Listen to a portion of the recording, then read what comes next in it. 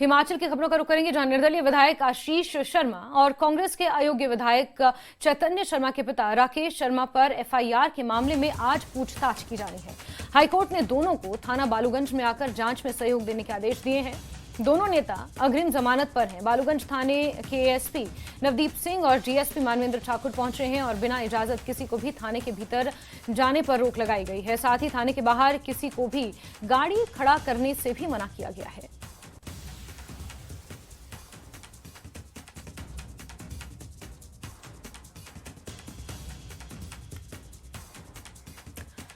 निर्दलीय विधायक आशीष शर्मा और कांग्रेस के अयोग्य विधायक करार चैतन्य शर्मा के पिता राकेश शर्मा पर एफआईआर के मामले में आज पूछताछ की जानी है। इसको लेकर बीते दिनों राजनीति भी हिमाचल प्रदेश की गरमाई हुई थी। हाईकोर्ट ने दोनों को थाना बालूगंज में आकर जांच में सहयोग देने के निर्देश दिए हैं और जिसके मद्देनजर आज राकेश शर्मा एफआईआर के मामले में पूछताछ के लिए बालूगंज थाने पहुंचे हैं। दोनों नेता अग्रिम जमानत पर हैं। निर्दलीय विधायक आशीष शर्मा और अयोग्य विधायक चैतन्य शर्मा दोनों अग्रिम जमानत पर बाहर हैं और इस बीच बालूगंज थाने के एएसपी नवदीप सिंह और डीएसपी मानवेंद्र ठाकुर बालूगंज थाने पहुंचे हैं और किसी को भी बिना अनुमति के भीतर आने जाने की रोक है। इसको लेकर विपक्ष ने भी जमकर निशाना साधा था सरकार के ऊपर कि प्रताड़ित करने के लिए, जानबूझकर परेशान करने के लिए इस तरह की एफआईआर दर्ज की जा रही है। लेकिन इस बीच हाईकोर्ट ने दोनों को थाने बालूगंज में आकर जांच में सहयोग करने के आदेश दिए थे, जिसके मद्देनजर चैतन्य शर्मा के पिता राकेश शर्मा एफआईआर के मामले में पूछताछ के लिए बालूगंज थाने में मौजूद है, पहुंचे हुए हैं।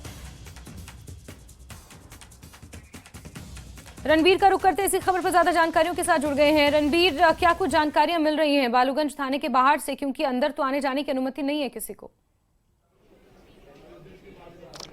जी हाँ, देखिए अभी तक तो ये जानकारी नहीं है कि जिस एफआईआर में आरोपी बनाया गया है निर्दलीय विधायक आशीष शर्मा और जो कांग्रेस के अयोग्य विधायक हैं चैतन्य शर्मा, उनके पिता राकेश शर्मा को, वो आज जो है उन्हें हाईकोर्ट के आदेश के अनुसार आज यहाँ बालूगंज थाना में उन्हें जो है उपस्थित होना था, जांच में सहयोग करना था, लेकिन अभी तक जो है वो यहाँ नहीं पहुंचे हैं। और ये तस्वीरें यहाँ बालूगंज थाने के बाहर की हम दिखाना चाहेंगे कि यहाँ पर किस तरह से आप देखिए जो थाना है उसके गेट को किस तरह से यहाँ पर बंद किया गया है। बिना इजाजत जो है किसी को भी थाना के अंदर आने की इजाजत नहीं है। और ये बैरिकेटिंग आप देख सकते हैं कि यहाँ पर किस तरह से कोई जो है जब वो यहाँ पर पहुंचे तो कोई व्यवधान ना हो और यहाँ पर जो थाना के आगे की जो जगह है उसको भी खाली यहाँ पर किया गया है कि कोई गाड़ी जो है यहाँ पर ना रुके। बड़ी बात तो ये तो रही है व्यवस्था थाने के बाहर की क्या है, बड़ी बात इसमें ये है कि हाईकोर्ट ने जिस तरह से आदेश दिए हैं, जब उन्होंने उनको जो है ये कहा गया था दोनों को जो है फिजिकली यहाँ पर मौजूद रहना पड़ेगा। हालांकि शुरुआत में ये भी जानकारी आई कि वकील की तरफ से ये भी कहा गया था कि क्या वो वर्चुअली भी जुड़ सकते हैं, जांच में क्या वो वर्चुअली भी जुड़ सकते हैं, उसको लेकर जो है इनकार किया गया है। अब देखना होगा कि वो यहाँ पर पहुंचते हैं या नहीं।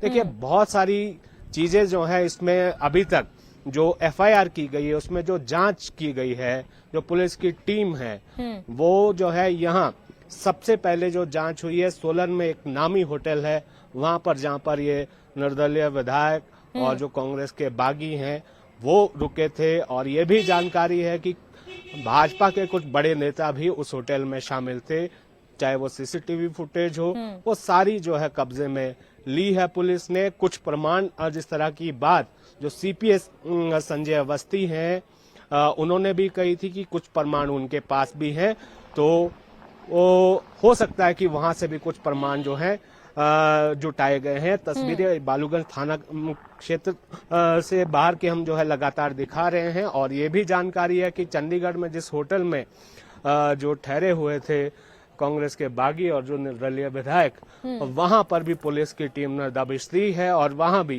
कुछ तथ्य जुटाने की कोशिश की है। अब ये महत्वपूर्ण मामला हो जाता है क्योंकि जिस तरह के आरोप लगाए गए हैं एफआईआर में कि राज्यसभा चुनाव को गलत तरीके से प्रभावित करने की कोशिश की गई है, उसमें विधायकों की खरीद फरोख्त के भी आरोप लगाए गए हैं और कथित तौर पर उन पर ये आरोप लगाए गए हैं कि उनकी जो है महत्वपूर्ण भूमिका है उसमें। न केवल गगरेट से जो अयोग्य विधायक हैं चैतन्य शर्मा, उनके पिता जो कि रिटायर्ड IAS ऑफिसर हैं, उनकी भी बड़ी भूमिका इसमें हो सकती है।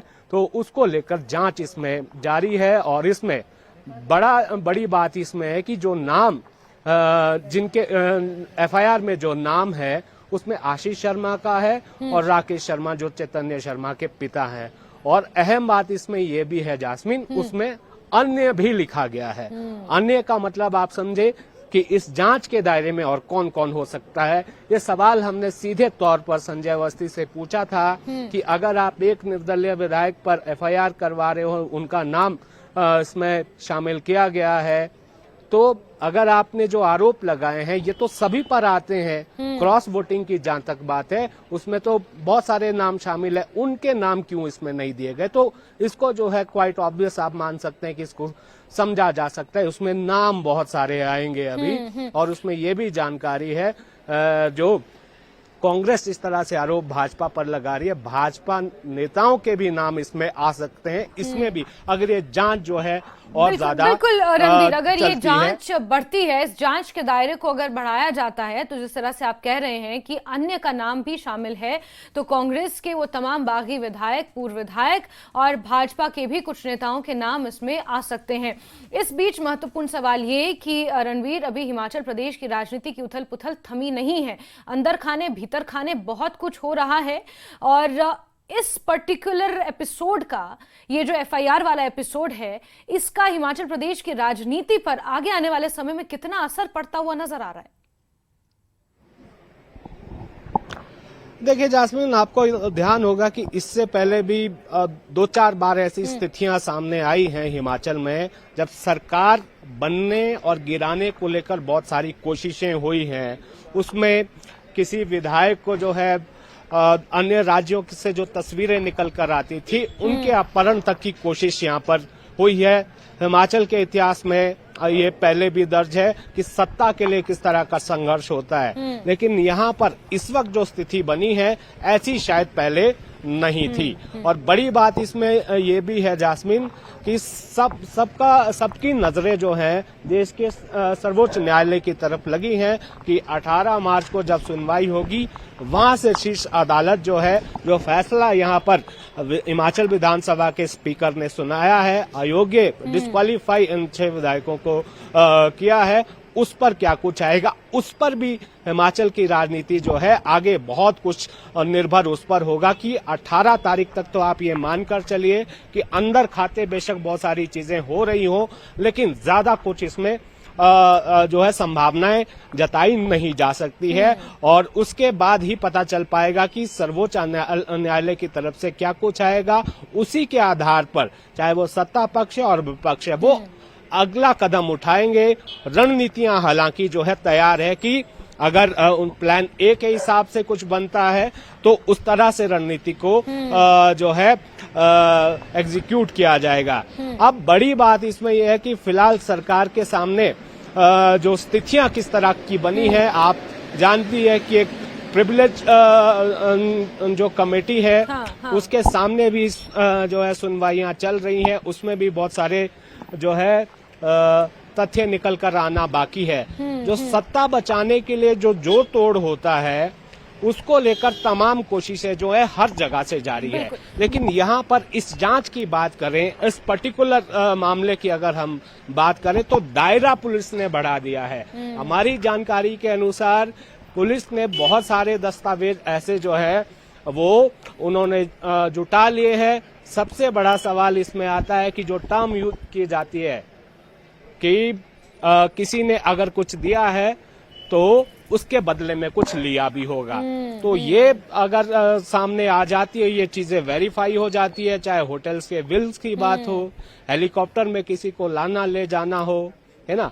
और ना केवल ये हिमाचल बिल्कुल की बात बिल्कुल है, रणबीर, सोलन की यानी बात है, मोटा मोटा मामला ये है कि आरोप लगाए गए हैं बड़े बड़े और उसमें खरीद फरोख्त का बार बार जिक्र हो रहा है और उसी एंगल से, उसी के इर्द गिर्द ये पूरी जांच हो रही है। और जैसा कि आपने कहा कि कुछ भाजपा के नेता या फिर कुछ कांग्रेस के पूर्व या बागी विधायक भी इसमें शामिल हो सकते हैं। इस जांच में उनके ऊपर भी गाज गिर सकती है। रणबीर, आप नजर बना के रखें, अब से कुछ ही देर बाद जब जांच आगे बढ़ेगी, पूछताछ आगे होगी, क्योंकि अभी तो अंदर जाने की अनुमति नहीं है, लेकिन जैसे ही जांच होगी, पूछताछ होगी, जुड़ेंगे आपसे जानकारी।